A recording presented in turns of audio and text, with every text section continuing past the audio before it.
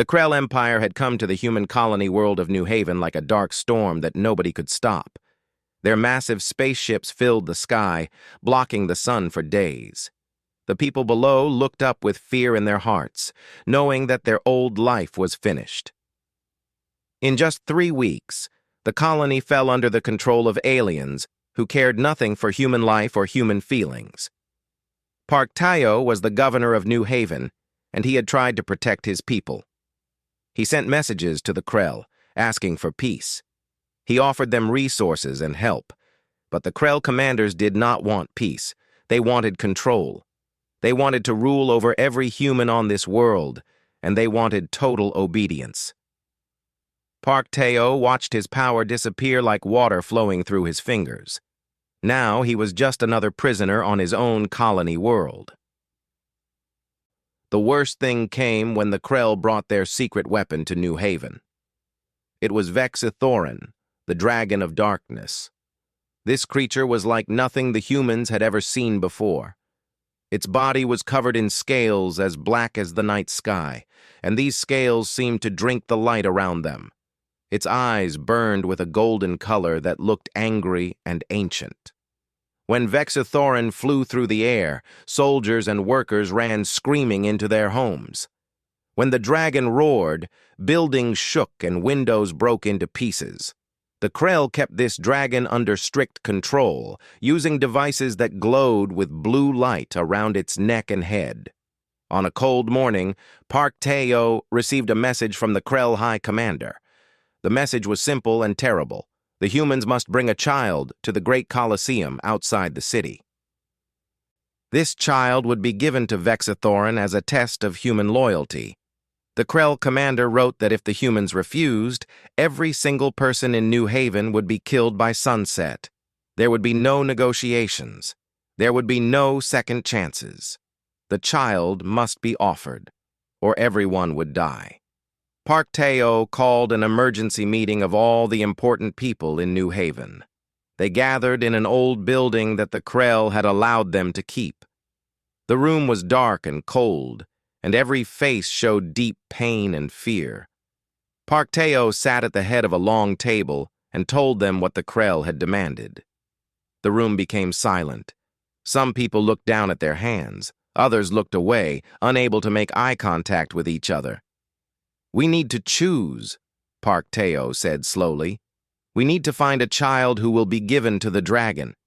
If we refuse, everyone dies. If we obey, perhaps the Krell will let us live."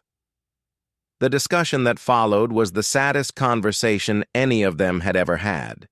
Some people suggested that they should choose a child from families that had broken the Krell rules. Others said they should choose a child whose parents had died so fewer people would suffer.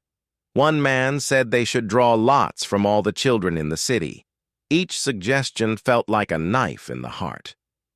Lee Minna sat quietly during this meeting.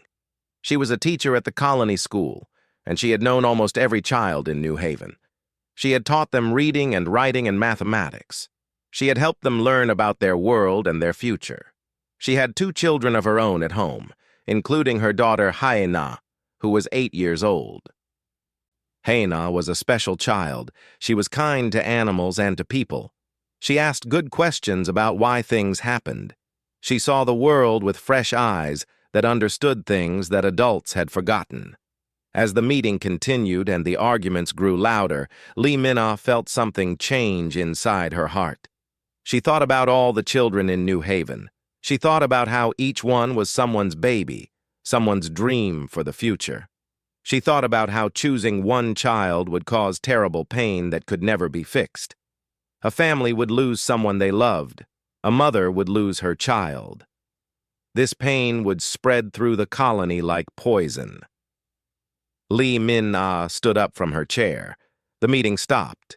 Everyone looked at her with surprise. "I have an idea," she said in a quiet voice. "I will offer my daughter, Haena. She is my child, and I am her mother. I should be the one to make this choice, not this whole colony." Park Tayo's eyes opened wide. "Minna, no. You cannot mean this. She is just a child. She is innocent." "I know who she is," Li Mina said. "She is my daughter, and I love her more than I love my own life. But I also love all the children in this city. If I can save them by offering my own child, then that is what I must do. Maybe the gods will see my sacrifice and will help us. Maybe there is still hope in this world." The room fell completely silent. No one had expected this. Some people began to cry quietly. Others looked at Li Mina with expressions of sadness and respect. They saw a mother making the hardest choice that any person could make. Park Tayo stood up and walked to where Li Mina stood. He reached out and held her hand. "You are the bravest person I know," he said softly. "But are you truly certain? There may be another way." Li Mina looked into his eyes. "There is no other way," she said. "We both know this. The Krell will not change their mind. They will not show mercy. So I choose to do this thing with my head up and my heart open. I choose to do this with love, not with fear." The next morning came quickly. Li Mina took Haina's hand and walked with her toward the great Colosseum. The child did not understand fully what was happening. Haina only knew that her mother seemed sad and that they were going somewhere special. "Mama, why are we going to the big arena?" Haina asked as they walked. Li Mina could not speak. She only held her daughter's hand tighter and kept walking. She looked at Haina's small face, her curious eyes, her innocent smile. She wanted to remember everything about this moment, everything about her beautiful child. When they reached the Colosseum, Krell soldiers took Haina away from her mother. Li Mina watched her daughter walk away, and her whole world broke into pieces. She wanted to run after Haina and take her back. She wanted to fight all the soldiers and the Krell and the entire universe. But she did not move. She stood there, watching her child disappear into the shadows of the great arena. Haina was alone now, standing in the middle of the huge Colosseum. The space was so large and so empty. She looked around and saw thousands of Krell soldiers watching from above. She felt small and scared, but she did not cry. She was a brave child, just like her mother. Then she heard the sound. It started as a low rumble that seemed to come from the sky itself. The ground beneath her feet began to shake. And then Vex Thorin appeared, descending from the clouds like death itself, coming down to the world. The dragon came down from the sky like a falling mountain. Vexithorin's massive wings spread wide as he descended into the arena, and the wind from his wings knocked down anyone who was standing near the edges. The soldiers held onto the railings to keep from being blown away. The light seemed to disappear as the dragon's body blocked out the sun. Haina looked up and saw the creature that had haunted the nightmares of every person in New Haven. Vexithorin landed with a force that sent tremors through the entire Colosseum. Pieces of stone fell from the walls above. The sound of his landing was like thunder, loud and terrible and final. The dragon was even bigger up close than anyone had thought possible. Each of his feet was as large as a human house. Each of his claws could have held a full-grown person in its grip. His tail was as thick as a tree and as long as a street in the city. The dragon's eyes were the most frightening thing of all. They burned with a golden color that seemed to contain all the anger and pain of 1,000 years. These eyes had seen the rise and fall of civilizations. These eyes had witnessed things that humans could not even imagine. These eyes now looked down at the small girl standing alone in the center of the arena. Everyone watching held their breath. The Krell soldiers stopped moving. Even the wind seemed to pause. All of creation seemed to be waiting to see what would happen next. The dragon opened his mouth, and fire came pouring out. The flames shot up into the sky, reaching so high that people in the city could see them from their homes. The heat from the fire was so intense that even the soldiers watching from far above began to sweat and back away. The smell of burning stone and burning air filled the entire arena. But the fire did not touch Haina. The dragon had aimed the flames up into the empty sky, not at the child. This was strange. Everyone who was watching knew that Vexithorin could have destroyed her with a single movement. The dragon could have killed her in 1,000 different ways. But instead, he was burning the sky. When the fire finally stopped, Vexithorin lowered his enormous head toward the ground. The movement was slow and careful, as if the dragon was trying not to make a sudden movement that might frighten the child. His head came down until his golden eyes were at the same level as Hyena's small face. For the first time, Hyena could see the details of the dragon's face. She could see the small scales that covered his skin, each one shaped like a perfect diamond. She could see the texture of his face, rough and ancient. She could see something else, too. In his eyes, beneath all the anger and the power and the terrible strength, there was something that looked like sadness. There was something that looked like loneliness. Hyena had always been a child who noticed things about other creatures. When the animals in the settlement were scared or sad, Hyena could tell. When a person was pretending to be happy but was really feeling something else inside, Hyena could understand. This was a gift that she had been born with, a way of seeing the truth about other beings that most people could not see. So when Hyena looked into the eyes of this terrible dragon, she saw past the flames and the power and the danger. She saw a creature that was suffering.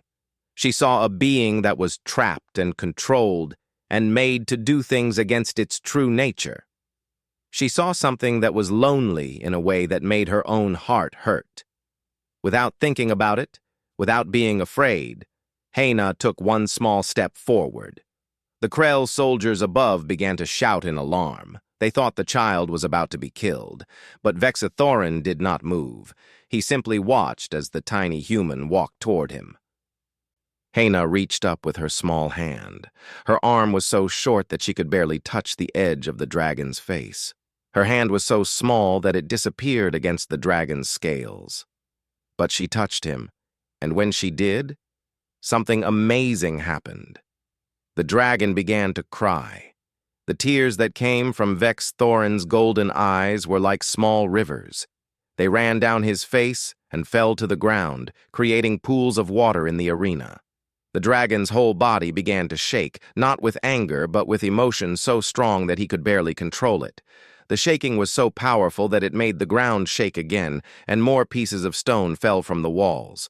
But still, the dragon did not move toward the child. He only sat there, letting her touch his face, and letting his tears fall. Hyena looked up at the dragon's face and spoke. Her voice was small and quiet, but through the translation devices that the Krell used to communicate with conquered species, her words were broadcast across the entire arena and across the whole city. Every human in New Haven heard her voice speaking to the dragon. "You are lonely too, are you not?" Hyena asked in her innocent child's voice. The dragon made a sound that came from deep inside his body. It was not a roar or a scream. It was something like a purr, but deeper and sadder and more full of feeling than any sound that had been heard in New Haven before. The sound seemed to contain all the pain that the dragon had ever felt, all the years of control and slavery, and being forced to do things that were against his nature. Lee Minna watched from where the soldiers had taken her, and she felt her heart break into pieces. She had made the choice to offer her daughter to the dragon, but she had not thought it would be like this. She had thought her daughter would die quickly. But this was something different. This was something that she did not have words to explain. Park Tae-o watched from his seat in the arena, and he began to understand that something was happening that none of them had predicted. None of the Krell commanders had foreseen this moment. None of the human leaders had imagined it possible. A child and a dragon were connecting to each other in a way that had no explanation in the world of logic and power and control that the Krell understood. The blue lights around Vexithorin's neck and head, the devices that controlled him and forced him to obey the Krell, began to flicker. They flickered once, and then again. The light seemed to be breaking down under the force of the emotion that was flowing through the dragon. The device that kept him enslaved was struggling against the real feelings that were growing in his ancient heart. Haina did not know about the devices or the control systems. She only knew that the creature before her was sad and alone, just like she was sad and alone. So she did the only thing that a child could do. She placed her small hand on the dragon's face and looked into his golden eyes. "You do not have to be lonely anymore," she said simply. "I am here with you now." And in that moment, something changed in the world. Something that had been broken for a very long time began to heal. Something that had been controlled and enslaved began to fight for freedom. And something that had seemed impossible became real. The dragon and the child sat together in the middle of the arena, and the Krell soldiers did not know what to do. The days that followed Haina's meeting with Vex Thorin were strange and full of wonder. The Krell commanders did not know what to do with the situation. Their most powerful weapon was supposed to destroy the human child. Instead, the dragon refused to harm her. The creature that they had controlled for so many years was beginning to show signs of disobedience. The blue lights around the dragon's head flickered and sparked, as if something was breaking inside the devices that kept him enslaved. The Krell High Commander made a decision. He would allow Haina to spend time with Vex Thorin each day. Perhaps, the commander thought, the dragon would eventually lose interest in the child. Perhaps the dragon would return to being the perfect weapon that the Krell needed. But this thinking was wrong. Each day that passed, the bond between the child and the dragon grew stronger. Haina was brought to the arena every morning by the Krell soldiers. At first, Li Mina was not allowed to see her daughter. The mother watched from a distance, seeing her child walk into the Colosseum and disappear. But each day, Haina came back. She was not hurt. She was not afraid. She was learning something from the dragon, and the dragon was learning something from her. Park Teo and the other human leaders began to understand what was happening. Vex Thorin was being changed by the presence of the child. The dragon was remembering what it felt like to have feelings again. The devices that controlled him were designed to suppress emotion and free will. They were designed to make a creature into nothing but a tool for the Krell to use. But Haina's simple love and kindness were breaking through those controls. She was showing the dragon that there was another way to exist in the world. One day, Li Min-ah was finally allowed to see her daughter again. She was brought to the arena, and there she saw something that made her fall to her knees and cry. Haina was sitting on the dragon's neck, between his enormous shoulders. The child was laughing as Vex Thorin walked slowly around the arena. The dragon's movements were gentle and careful. His eyes, which had once burned with anger and coldness, now looked warm and full of something like joy. "Mama!" Haina called out when she saw her mother. "Vex Thorin is teaching me about his home. He is showing me pictures in his mind." Li Mina did not understand how this was possible, but she could see that it was real. There was a connection between her daughter and the dragon that went beyond words or explanation. It was something deeper than that. It was something that scientists and scholars might struggle to understand, but a mother could see the truth of it immediately. Through Haina, the humans began to learn the true history of Vex Thorin. The dragon had once been free, a member of a great race called the Valorians. These creatures were not monsters or weapons. They were thinking beings who had created art and music and poetry. They had studied the stars and made journeys across the galaxy. They had built civilizations that were beautiful and peaceful. But then the Krell came, and the Valorians were hunted almost to the point of complete extinction. Vex Thorin was the last of his kind.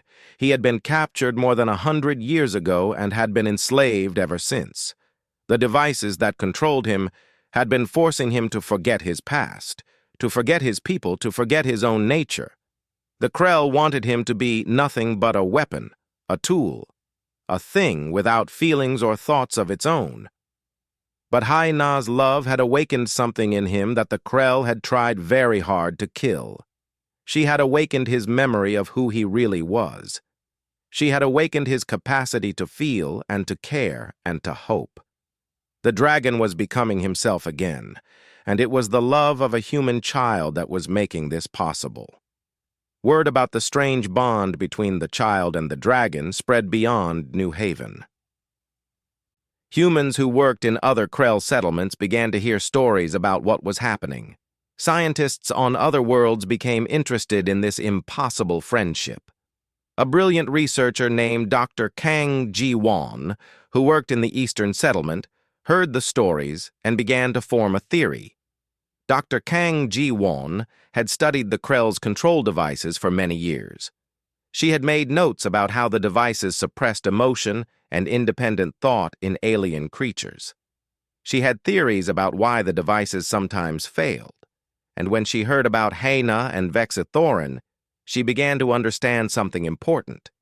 The Krell's control devices worked by blocking certain parts of the brain that produced emotion and feelings. They forced creatures into a state of absolute obedience, but these devices were not perfect. They were created for creatures that were like the Krell themselves.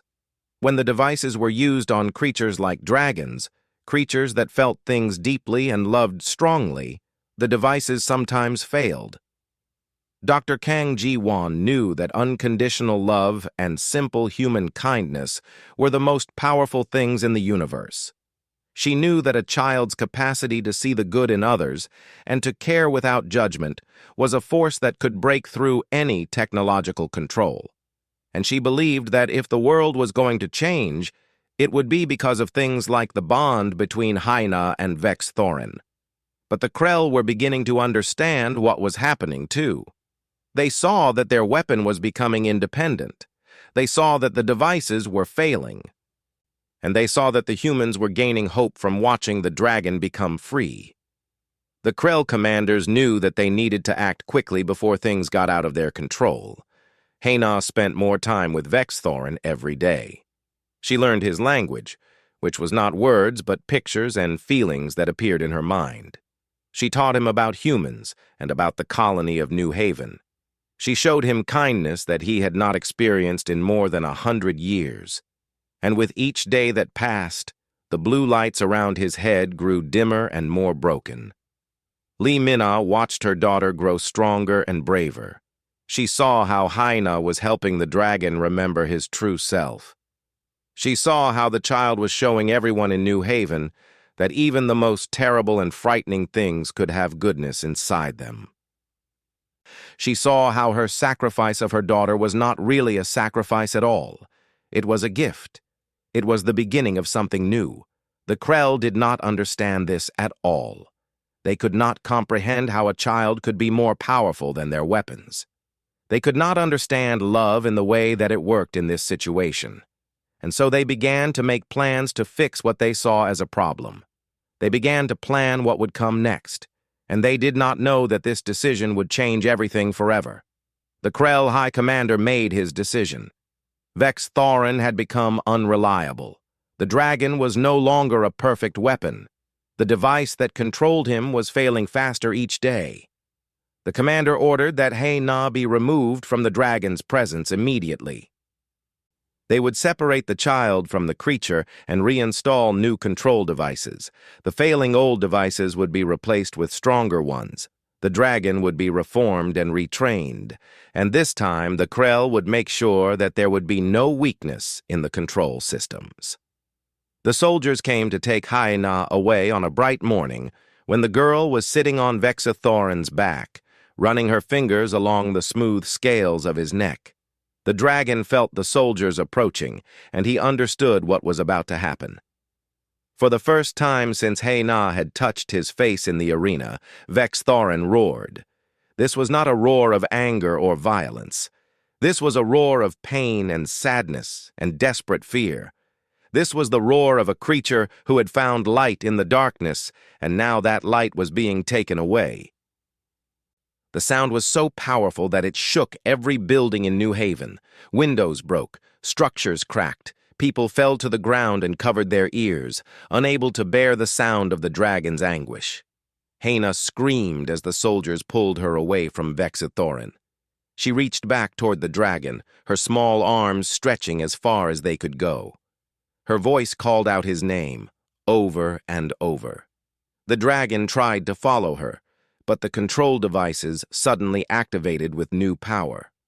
The blue lights blazed brighter than they had in weeks. They sent waves of pain through the dragon's body, forcing him to the ground. Li Minna heard her daughter's screams from where she stood in the city. She heard the dragon's roar of pain, and she felt something break inside her heart again. Even deeper than when she had first offered her daughter to the dragon. She had thought her sacrifice would lead to something good. She had believed that her daughter would help free the dragon and change the world. But now she saw that she had only delayed the suffering. Now she saw that the Krell would destroy everything that was good and pure about what Haina and Vexthorin had created together. Park Teo watched from his office as the soldiers took the child away. He thought about all the choices he had made since the Krell arrived. He thought about how he had tried to be peaceful and cooperative. He thought about how he had hoped that if they just obeyed the Krell, somehow they would be allowed to survive. But now he understood that there was no path to peace with beings who did not understand love or care about the suffering they caused. Dr. Kang Ji-won was watching from the Eastern Settlement through screens and videos that showed what was happening in New Haven. She saw the dragon being separated from the child. She saw the new control devices being installed. She saw the blue lights glowing brighter and stronger than before. And she knew that everything had changed. She knew that the Krell would not be stopped by reason or negotiation. She knew that the only way forward was through resistance and rebellion. Haina was taken to a facility where the Krell kept human prisoners who worked for them.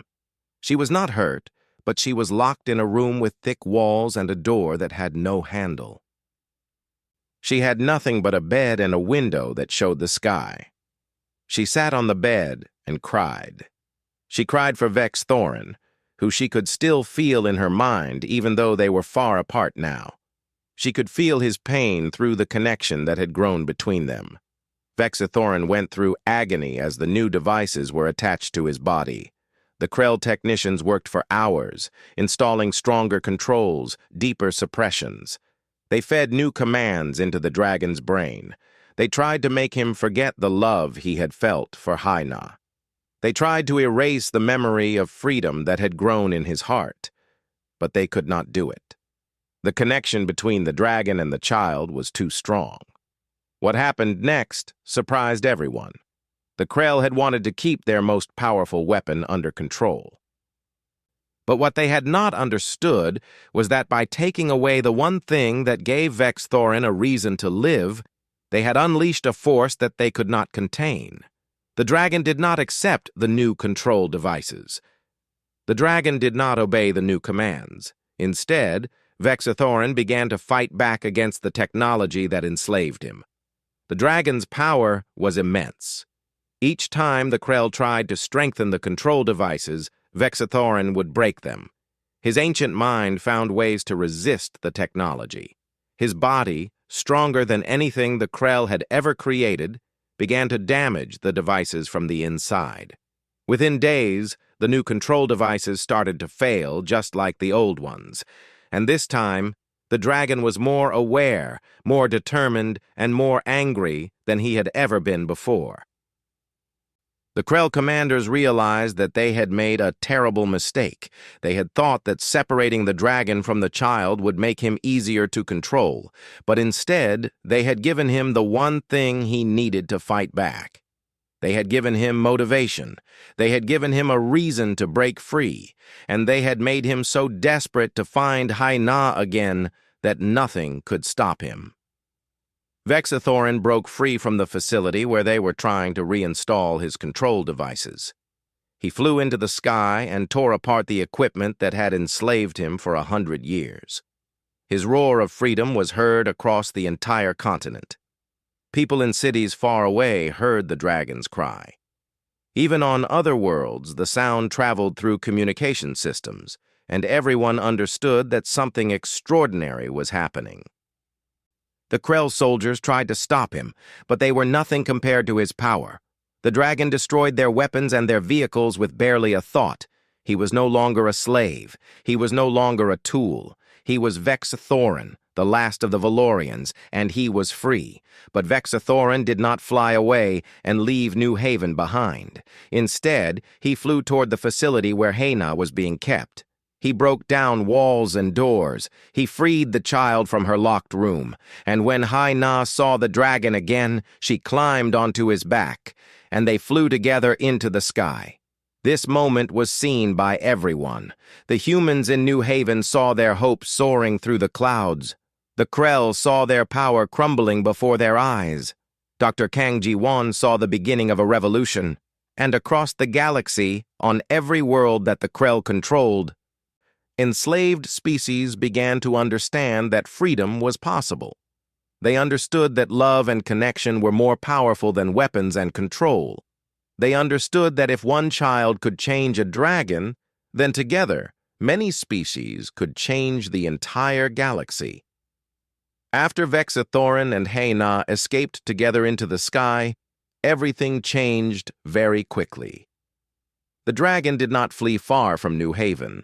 Instead, he flew to the highest mountain that could be seen from the colony and made his nest there.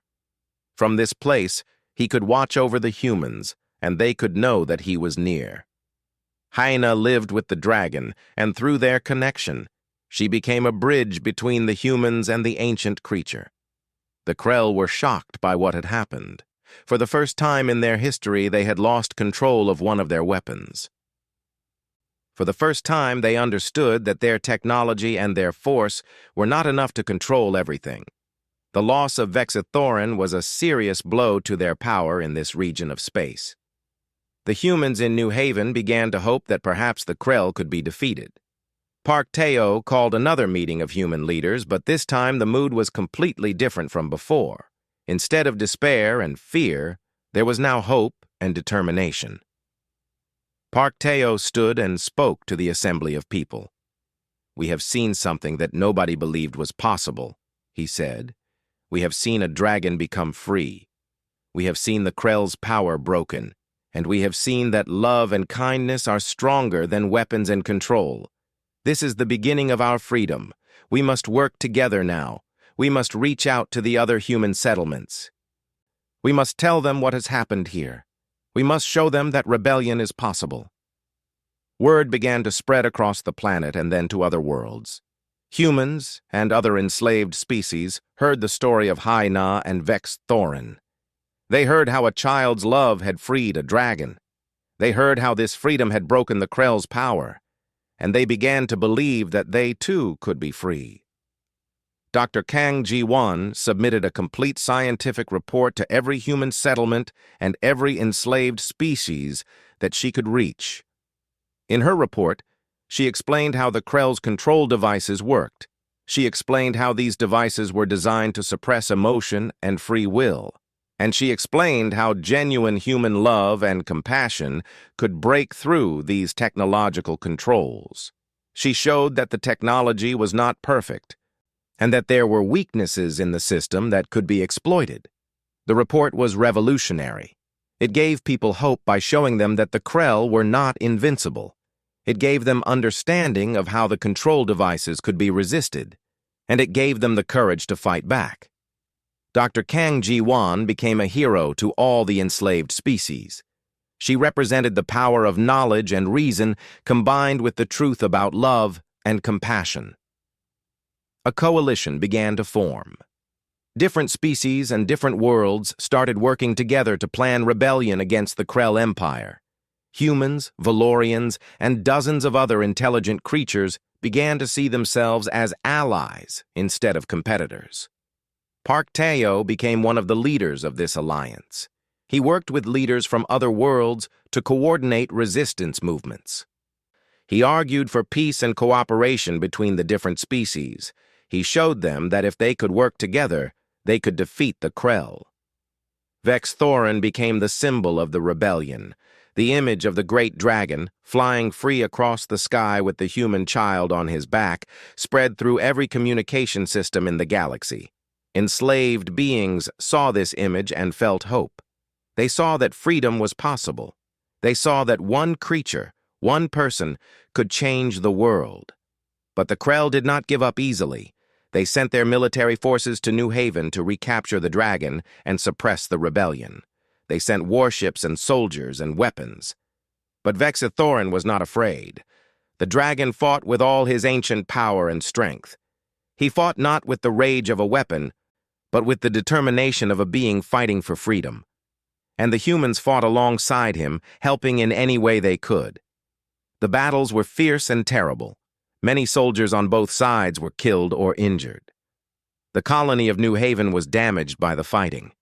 Buildings were destroyed. But slowly, surely, the Krell forces began to lose ground. The dragon's power was too great. The humans' determination was too strong. And the knowledge that they were fighting for freedom, not just for themselves, but for all enslaved species, gave them courage.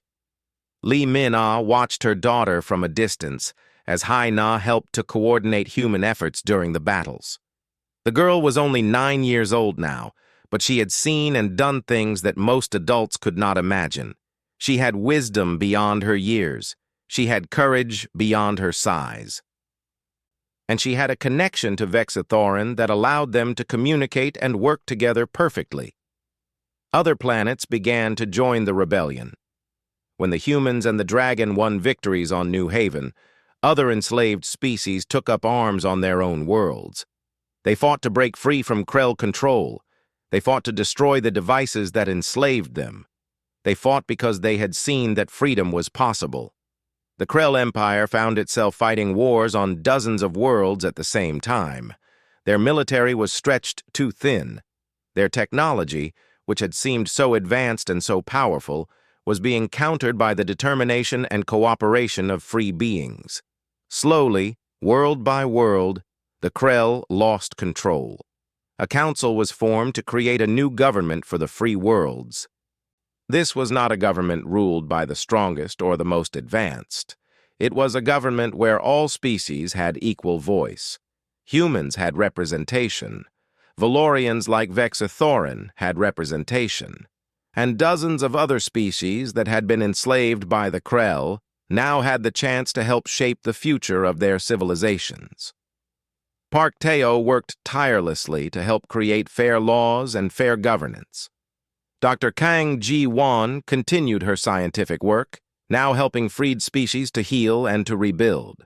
And Hai-Na, the human child who had started all of this, became known across the galaxy as a symbol of hope and reconciliation. 3 years after Hai-Na first touched Vex Thorin's face in the arena, the Krell Empire's control over this region of space was completely broken. The war was not over everywhere, but the tide had turned. The free worlds had proven that they could work together. They had proven that love and cooperation were more powerful than control and force. Hai-Na stood on Vex Thorin's shoulder one day, looking out over the valley below New Haven. The city was being rebuilt. The farms were being restored. The people were beginning to heal from the trauma of their capture and enslavement. And everywhere she looked, she saw hope. "Do you think there will be peace now?" she asked the dragon. Vex Thorin made a low, warm sound in his throat, a sound like a purr mixed with the rumbling of distant thunder. "There will be something better than peace," he said through their connection. "There will be freedom. And with freedom comes the possibility of everything else that is good and beautiful in this universe." Hai-Na smiled and held on to the dragon's neck. The girl who had been sacrificed had become the one who saved everyone. And it had all started with a mother's willingness to love and a child's ability to see goodness in the most frightening places.